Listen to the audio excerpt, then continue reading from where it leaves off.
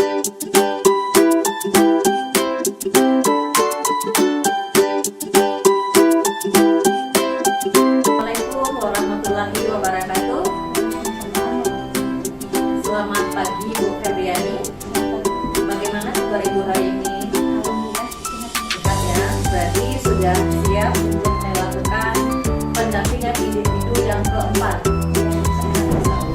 Jadi Bu Yani, di pendampingan individu yang keempat ini kita akan bahas tentang evaluasi dan pengembangan proses pembelajaran.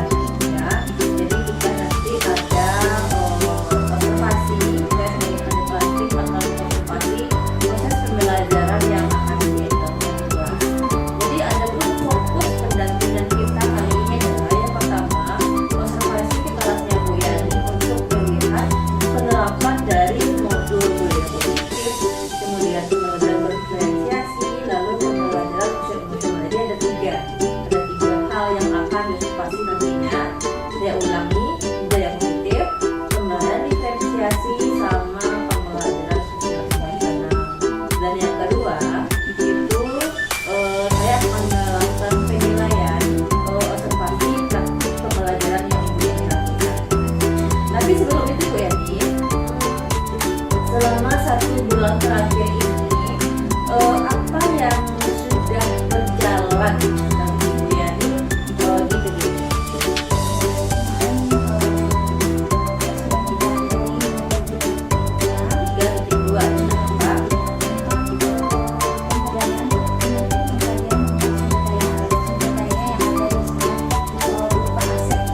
Aset yang ada di sekolah.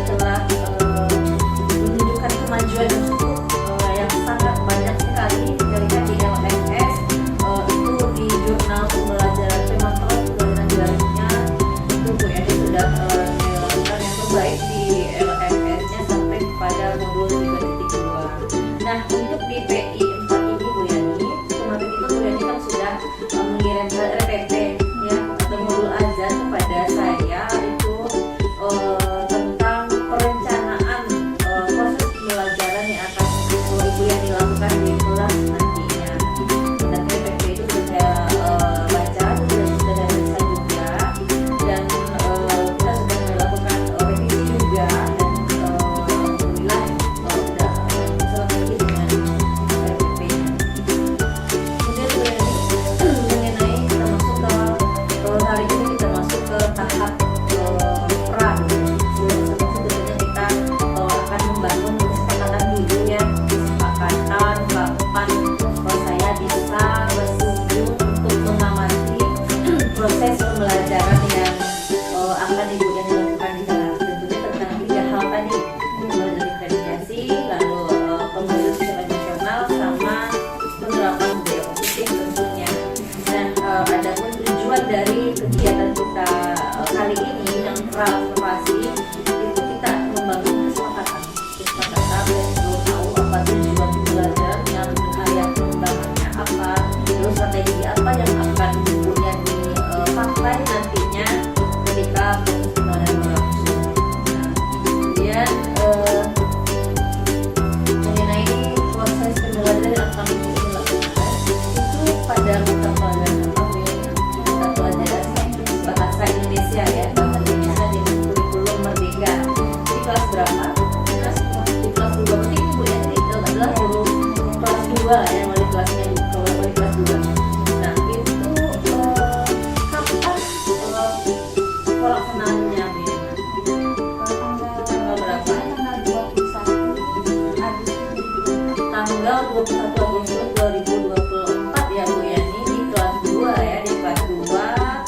dengan mata pelajaran bahasa Inggris itu dengan jumlah muridnya berapa orang?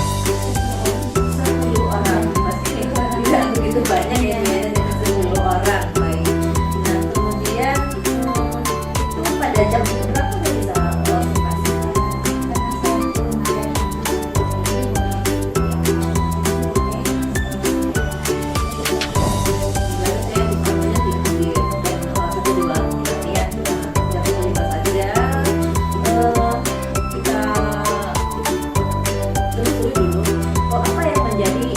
Tujuan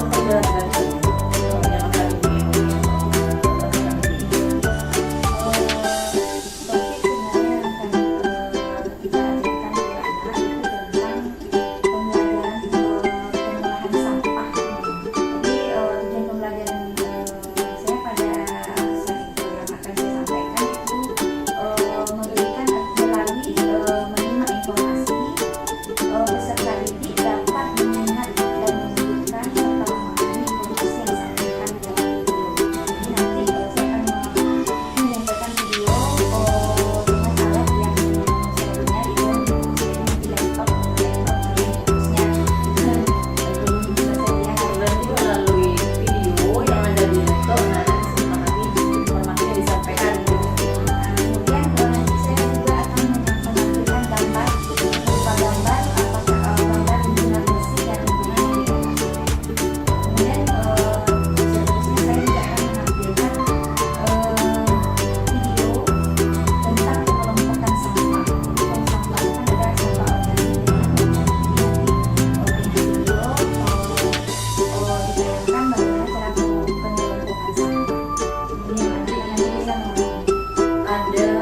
yang akan tujuan pembelajaran ya Bu Yani ya. Jadi ada memahami tentang informasi dari video, kemudian membandingkan mana lingkungan bersih dan tidak bersih, lalu mengelompokkan sampah begitu. Nah dari 3 tujuan pembelajaran ini itu area pengembangan yang tidak dicapai itu apa sebenarnya?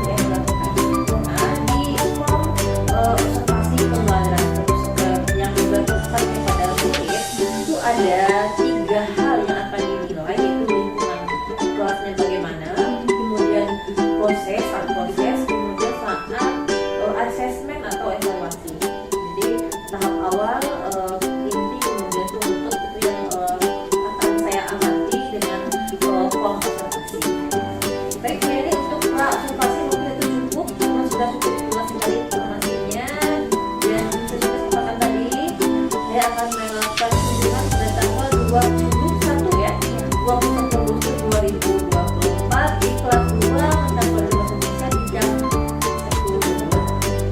Terima kasih. Assalamualaikum warahmatullahi wabarakatuh. Semuanya.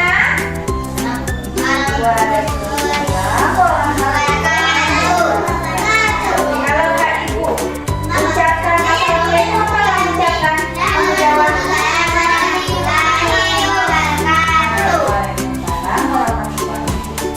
Apa kabar anak Ibu semuanya? Alhamdulillah, luar biasa, tetap semangat, Allahu Akbar. Coba ulangi lagi. Apa kabar anak Ibu semuanya?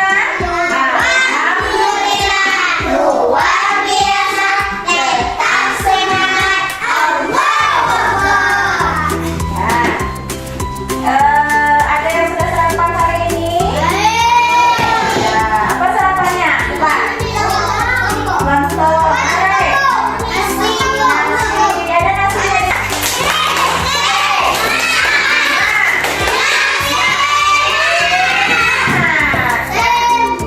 Nah, anak Ibu semua bahasa Indonesia.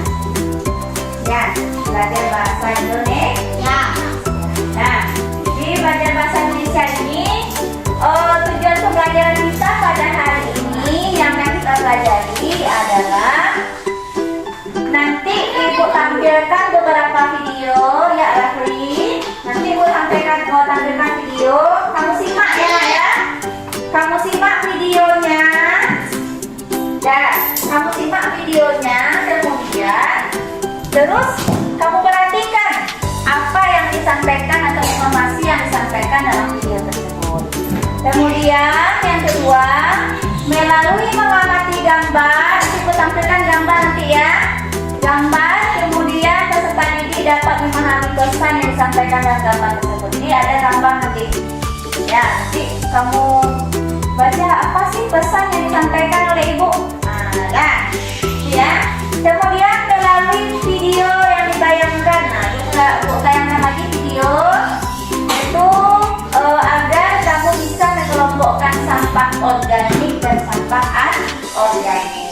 Itu yang akan kita pelajari hari ini. Namun sebelumnya kemarin kamu sudah mempelajari materi bahasa Indonesia tentang apa kemarin? Menjaga kesehatannya. Iya kan? Bagaimana kamu menjaga kesehatan kemarin? Mandi. Bagi? Gosok gigi. Ya bagi? Nyabun. Sabun apa yang disabun? Seluruh tubuh pakai sabun. Bersih semuanya ya. Berapa kali kamu mandi?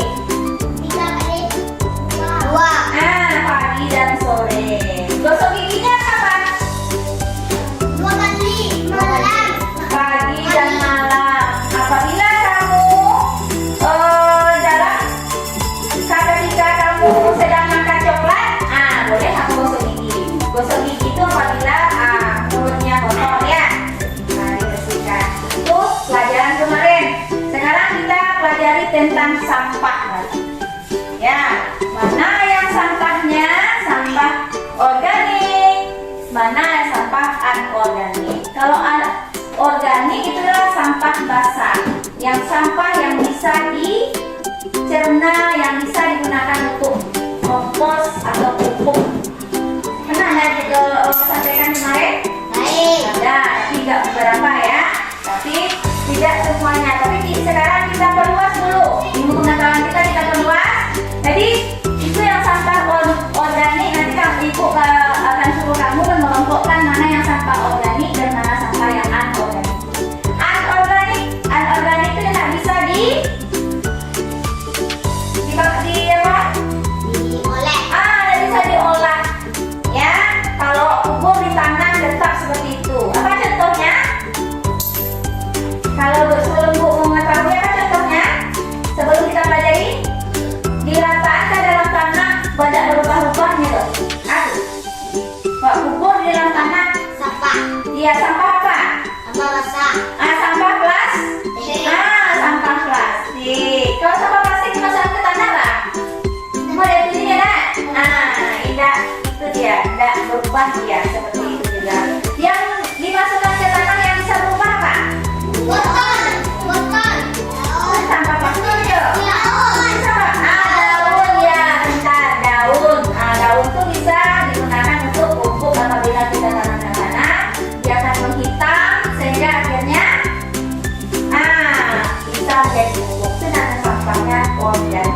sudah anorganik. Nah, untuk selanjutnya kita lihat video dulu ya.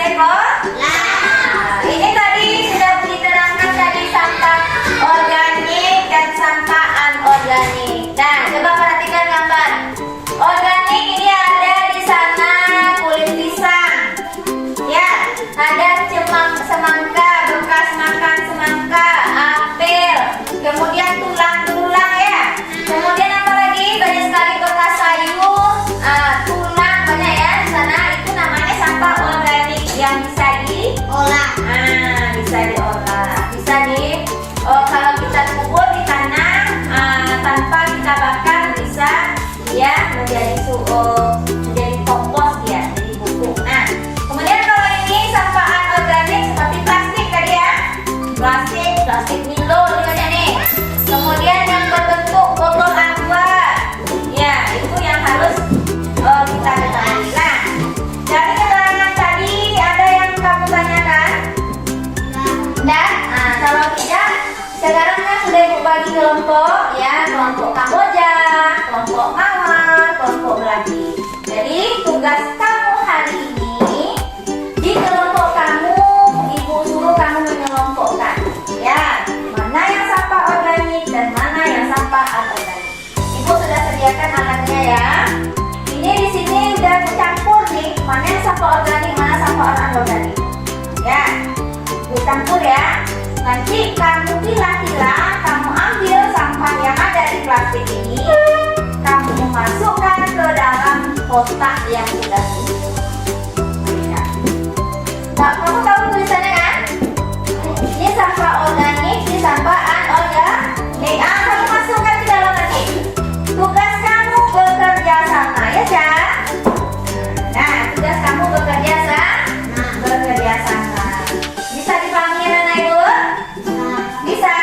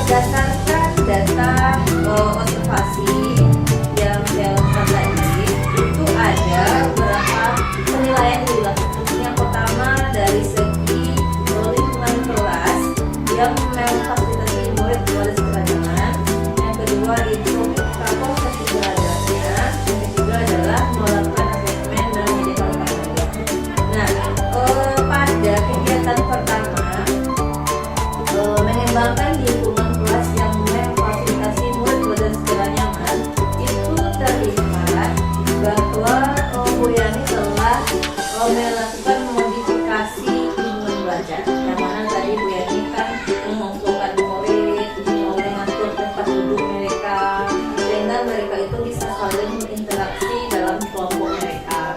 Dan posisi tempat duduknya pun itu bisa terjadinya komunikasi yang baik. Kemudian dari segi penggunaan komunikasi positif, saya kira tadi Bu Yani telah melakukan komunikasi ya dengan murid, dengan tanya jawab, tadi kan tanya jawab, jadilah komunikasi dua kali antara guru dengan murid. Nah, tapi yang mau di sini adalah komunikasi antara murid dengan muridnya, begitu belum terlalu besar. Kemudian dari segi empati, di mana Bu Yani dari di awal itu sudah memberitahu apa yang dibutuhkan oleh murid dengan bertanya bagaimana kondisi murid, bagaimana cara belajar, sudah apa. Lalu tentang emosi positif, dari segi emosi positif selama berinteraksi dengan murid itu Bu Yani telah tampak menampilkan emosi yang konsisten. Tadi ada emosi senang, kemudian antusias, bersemangat, sudah terlihat. Kemudian dari segi ini pemberian motivasi tadi di kelas itu Bu Yani telah tampak menumbuhkan keinginan untuk belajar. Karena tadi Bu Yani kan mengumpulkan mereka dengan nama-nama kelompok bunga, kemudian ada mawar, ada puja dan sebagainya. Lalu membangkitkan semangat murid untuk belajar dengan video dengan video, kemudian ada gambar-gambar juga di depan, kemudian ada sampah, ada sampah organik dan anorganik yang bisa itu memberikan sebuah motivasi kepada murid untuk belajar. Lalu pada proses pembelajarannya itu di awal Bu Yani memang sudah menyebutkan tujuan pembelajarannya dan tujuan tadi dan menjelaskan kepada murid apa yang ingin dicapainya sudah tampak. Kemudian dari segi dari segi PSE-nya atau muatan sosial emosionalnya tadi Bu Yani lakukan dengan pemberian tepuk semangat ya Pak ya, dengan tepuk semangat ketika murid pecah konsentrasinya, Bu Yani mengembalikannya dengan tepuk semangat sehingga mereka fokus belajar kembali. Sudah tampak mengenai PSE. Lalu dari segi pendekatan dalam mendampingi murid itu Bu Yani tetap melakukan scaffolding, artinya Bu Yani mendampingi mereka yang mengalami kesulitan dan yang tadi tampak ada kesulitan yang membedakan mana yang organik dan anorganik, begitu ada Bu Yani mendampingi mereka. Kemudian dari segi strategi pembelajaran itu Bu Yani tampak menggunakan strategi yang sudah beragam dan diskusi tadi diferensiasi pertama adalah diferensiasi proses dengan konten ya. Prosesnya tadi ada kelompok, ada mengamati video, ada gambar dan kontennya pun sudah cukup bervariasi. Kemudian dari segi penutupan untuk belajar, nah ini Bu Yani bersama murid tadi tampak untuk menyimpulkan pembelajaran. Lalu dalam hal refleksi itu harus mulai ke depan bagaimana mengungkapkan perasaannya dia dengan menggunakan satu emosi. Ya, kenapa tadi semua murid merasa senang dalam belajar sehingga mereka memiliki semuanya. Lalu terakhir ini tentang asesmen ya, asesmen dan menyediakan umpan balik. Kalau dari segi umpan balik itu Bu Yani sudah memberikan umpan balik yang tepat ya terhadap murid, kemudian dengan mengatakan bagus ya, bagus pekerjaannya begitu. Lalu yang terakhir asesmen. Nah, asesmen tadi tampak ya, dalam proses pembelajaran yang mana mereka tadi berkelompok membedakan mana sampah yang termasuk organik dan mana sampah yang termasuk anorganik. Namun di sini yang belum tampak adalah Bu Yani itu belum menyampaikan ke siswa apa yang ingin Bu Yani nilai di situ. Apakah ketika mereka berkelompok, apakah hanya memilah sampah atau dari segi keaktifannya, kerjasama itu belum Bu Yani sampaikan ke mereka, sehingga mereka nggak tahu bahwa segala kegiatannya itu Ibu Yani nilai kan, ada rubriknya sebenarnya di RPP, itu belum Bu Yani sampaikan ke mereka, sehingga mereka hanya memikirkan bagaimana memisah sampah saja gitu. Nah itu kira-kira hasil dari analisis berdasarkan data yang sudah saya lihat dari penampilan Bu Yani di kelas tadi.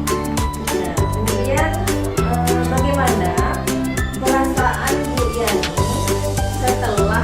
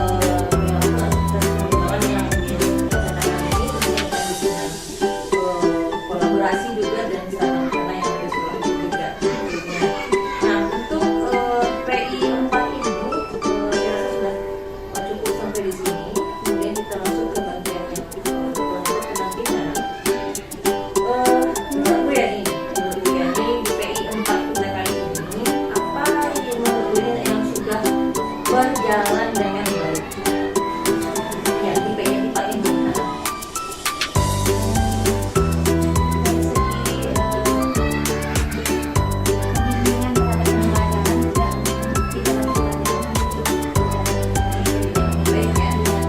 bimbingan juga dari ibu sendiri juga. Lalu menurut Bu Yani apa yang perlu diperbaiki ke depannya? Mungkin saja di PI berikutnya itu apa yang menurut Bu Yani perlu diperbaiki dalam kegiatan PI?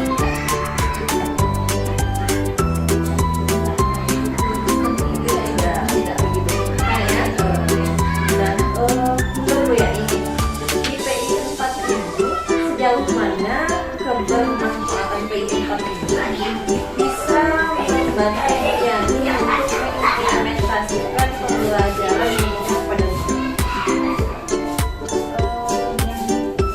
Artinya yang bermanfaat. Ya, apakah PI 4 ini bermanfaat untuk Bu Yani atau tidak bermanfaat? Iya, sangat bermanfaat sekali. Soalnya begini, kita bisa mengetahui bagaimana sebenarnya pembelajaran itu yang seharusnya itu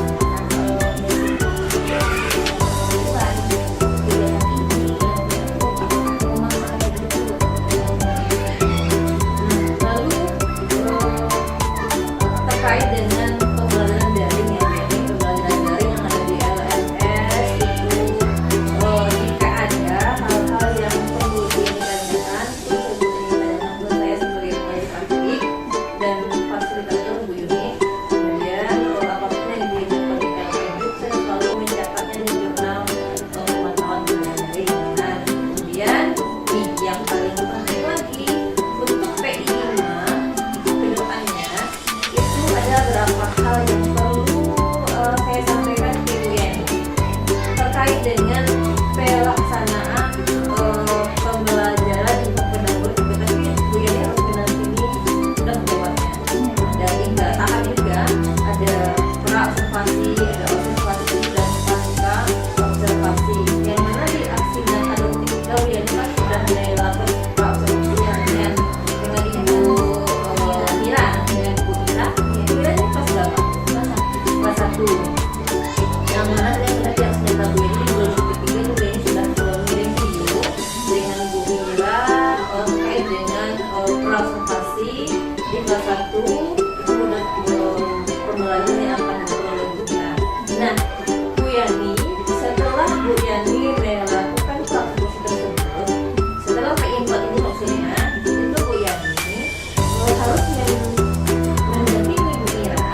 mendampingi Bu Mira dalam melaksanakan proses pembelajaran diferensiasi PSK dan diagnostik. Tentunya Bu Yani kolaborasi dengan Bu Mira dalam hal perencanaan yaitu MPP. Bu Yani lihat PPP-nya Bu Mira, kemudian juga ada program Bu Yani harus kolaborasi dengan MPP-nya. Lalu silakan Bu Yani berkolaborasi dengan Bu Mira lagi terkait dengan kapan Bu Yani bisa masuk ke kelas itu koordinasi dengan Bu Mira ya, kapan Bu Yani bisa observasi tentang proses pembelajaran yang dilakukan oleh Bu Mira. Tentunya Bu Yani juga bawa form observasi, ini catat juga apapun yang dilakukan oleh Bu Mira sesuai dengan form observasi tersebut. Nah, form observasi ini bisa Bu Yani unduh di LMS di modul 2.3. Bisa sudah lengkap semuanya, jadi tinggal mengunduhnya dan memorinya, dan Bu Yani observasi berdasarkan form tersebut. Lalu di PI 5 nanti itu Bu Yani melakukan pasca. Nah, yang melakukan